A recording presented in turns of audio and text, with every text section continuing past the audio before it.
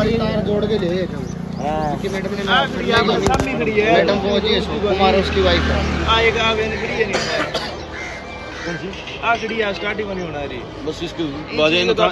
और गांधी जी की प्रतिमा जब आ जाती है, फोटो जब आ जाता है, तो उसके आगे सारे नतमस्तक हो जाते हैं। उसके बाद चाहे किसी की जिंदगी के साथ खिलवाड़ हो, चाहे कोई अवैध तरीके से धंधा चल रहा हो, सारे के सारे जो है वो आंख बंद करके भुला दिए जाते हैं। बच्चा चढ़ूंगा ना ऊन भाई करती थी दो तंगी पेड़ दी थे शुरू बच्चे डालो यार और बेचा है बाद में और बेचा है।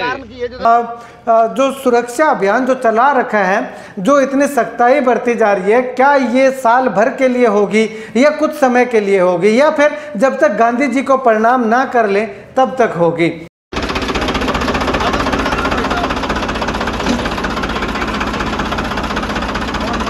न्यू दुर्गा ज्वेलर्स सिरसा, खारिया वाले प्रभुजी सोनी व पीली मंदोरी वाले सज्जन सोनी का भारत सरकार द्वारा मान्यता प्राप्त मशहूर hallmark jewellery showroom new Durga jewellers Parshuram Chowk Sirsa. अधिक जानकारी के लिए संपर्क करें 9813932001 या 9466697217।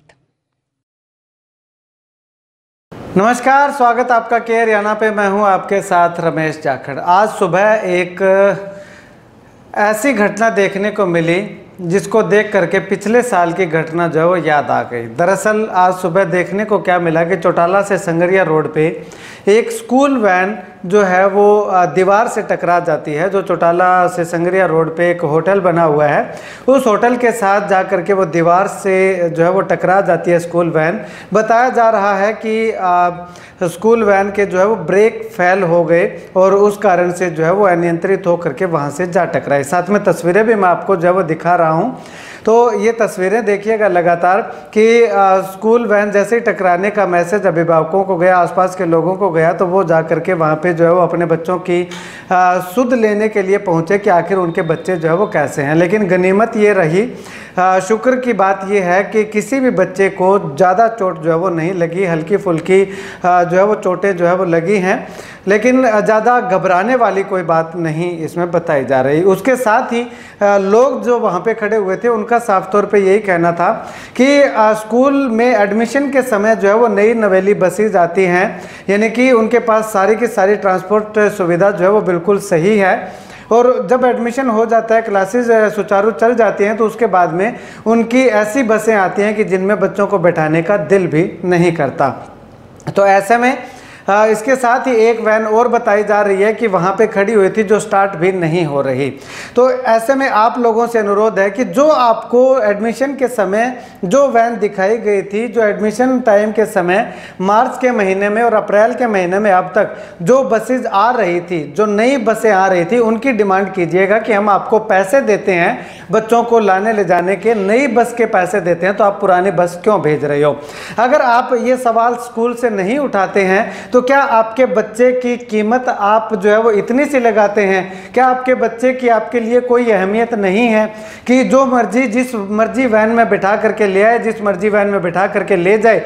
ना तो उसकी फिटनेस होती, ना उसके ब्रेक सही होते, ना उसका इंश्योरेंस होता, ना उसका पोल्यूशन होता, और ना ही उसमें बैठने की कोई सही से जगह होती।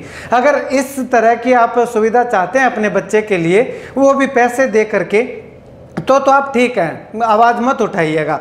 अगर आपको ये चाहिए कि हम जो पैसे देते हैं उसके बदले में हमारे बच्चे को फैसिलिटी अच्छी मिलनी चाहिए, जो एडमिशन के समय जो दावा किया था वो दावा जो है वो उनका पूरा करना चाहिए, तो ये हम अपने बच्चे को भेजेंगे। अन्यथा हम अपने बच्चे को दूसरे स्कूल में जो है वो एडमिशन करवा देंगे, वो भी कौन से में? जिस स्कूल में आपको फिट बैठता है कि ये वैन आती है, नई वैन है, पूरी फिटनेस है, पूरे कागज़ ओके हैं। अब मैं ये नहीं कहता कि जिस स्कूल वैन के कागज ओके हैं उसका दुर्घटना नहीं हो सकती है, लेकिन चांसेस बहुत कम हो जाते हैं। एक तो नई वैन जो है वो कोई ड्राइवर चलाता है और एक पुरानी वैन कोई ड्राइवर चलाता है जिसकी फिटनेस भी सही नहीं है, तो उसमें दिन रात का फ़र्क है। तो आप अपने बच्चे के भविष्य की सुरक्षा के लिए जो है वो इस बात की ओर ज़रूर ध्यान दीजिएगा। दूसरी बात, अब पिछले साल की बात मुझे कैसे याद आई तो पिछले साल इन दिनों जब स्कूल में एडमिशन चल रहे थे तो न्यूज़पेपर्स के अंदर जो है वो डीओ साहब की ओर से, शिक्षा विभाग की ओर से बयान जारी किए गए कि इस बार कोताही बरतने वाले स्कूलों को जो है वो बख्शा नहीं जाएगा। स्कूल वैन के कागज़ जो है वो जा करके सड़कों पर जा करके आरटीओ के द्वारा जो है वो चेक किए गए। कुछ एक स्कूल वैनों पे जुर्माना भी लगाया गया, इम्पाउंड भी किया गया, यानी कि बहुत सख्ताई जो है वो देखने को मिली थी। उस समय ये सवाल आ रहा था हर अभिभावक के मन में और हर नागरिक के मन में कि क्या ये जो सुरक्षा अभियान जो चला रखा है, जो इतनी सख्ताई बरती जा रही है, क्या ये साल भर के लिए होगी या कुछ समय के लिए होगी या फिर जब तक गांधी जी को प्रणाम ना कर ले तब तक होगी। लेकिन हुआ क्या कि केवल 1 महीने से भी कम के समय तक जो है वो सख्ताई रही। उसके बाद में वही अनफिट बसेस जो है स्कूल वैनें जो है वो सड़कों के ऊपर दौड़ती हुई बच्चों की जानों के साथ खिलवाड़ करती हुई दिखाई दी और वही हालात जो है वो अब फिर से देखने को मिल रहे हैं। उदाहरण साफ तौर पे संगरिया की जो स्कूल बस जिसके ब्रेक फेल हुआ था वो हमने देख लिया है, लेकिन अब तक कोई कार्रवाई नहीं हुई। ना शिक्षा विभाग नींद से जागा है, ना आरटीओ विभाग जागा है और ना ही प्रशासन जो है वो जागा है। क्या किसी बच्चे के साथ अनहोनी घटना होने के बाद इनके अकल आएगी कि ये हमें जांच करना चाहिए? जब एक दुर्घटना हो जाती है तब पूरा प्रशासन जो है वो एक तरफ ही एक्टिव हो जाता है। अरे भाई, आप इस तरह की घटना होने का इंतजार क्यों करते हैं? उससे पहले ही क्यों नहीं चेक कर ली जाती? सिरसा जिला के अंदर दावे के साथ कहा जा सकता है कि 80% तक वैनें, स्कूल वैन जो है वो ऐसी हैं जिनका पोल्यूशन तक, इंश्योरेंस तक या फिटनेस जो है वो नहीं होगी, यानी कि उनका कोई ना कोई काम जो है वो करवाने वाला होगा।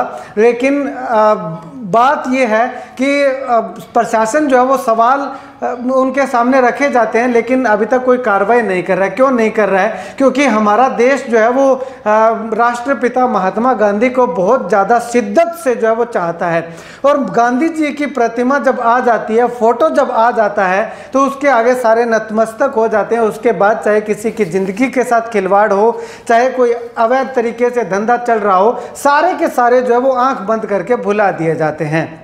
तो गांधी जी दिखाने से पहले या तो गांधी जी जब तक नहीं दिखाए जाते उनको देखने के लिए, उनके दर्शन करने के लिए इस तरह के हथकंडे अपनाए जाते हैं, या फिर वो जब तक ना उनके पास पहुंचे उस समय तक जो है वो इस तरह के हथकंडे अपनाए जाते हैं। खैर, शिक्षा विभाग से और आरटीओ विभाग से अनुरोध करेंगे कि जितनी भी स्कूल बसें चल रही है उनकी एक बार फिटनेस जो है वो जरूर चेक की जाए, कि उनका पोल्यूशन वगैरह जो है वो चेक किया जाए, उनके कागज चेक किए जाएं कि क्या जो लोगों के बच्चों को, जो हमारे बच्चों को जो स्कूल वैनें लेकर के जा रही है, क्या उनमें हमारे बच्चे की ज़िंदगी सेफ है, क्या वो चलने लायक हैं भी या नहीं भी। खैर, इस मामले में आपकी क्या राय है कमेंट सेक्शन में कमेंट करके जरूर बताइएगा और आपसे भी अनुरोध करूंगा कि आप अपने बच्चे को उसी स्कूल में एडमिशन करवाइएगा। मैं ये नहीं कह रहा कि आप प्राइवेट स्कूल में एडमिशन मत करवाइएगा, ठीक है, आपकी सोच, आप करवाना चाहते हैं तो करवाइएगा, लेकिन उस स्कूल के फीचर्स जो है वो जरूर चेक कर लीजिएगा उस स्कूल के सेफ्टी मेजरमेंट क्या है। और सबसे इंपॉर्टेंट बात, जिस वाहन पे आपका बच्चा आ रहा है उस वाहन की फिटनेस सर्टिफिकेट उसका जरूर देखिएगा, उसके कागज पूरे चेक कीजिएगा और उस बस को चलाने वाला ड्राइवर कैसा है,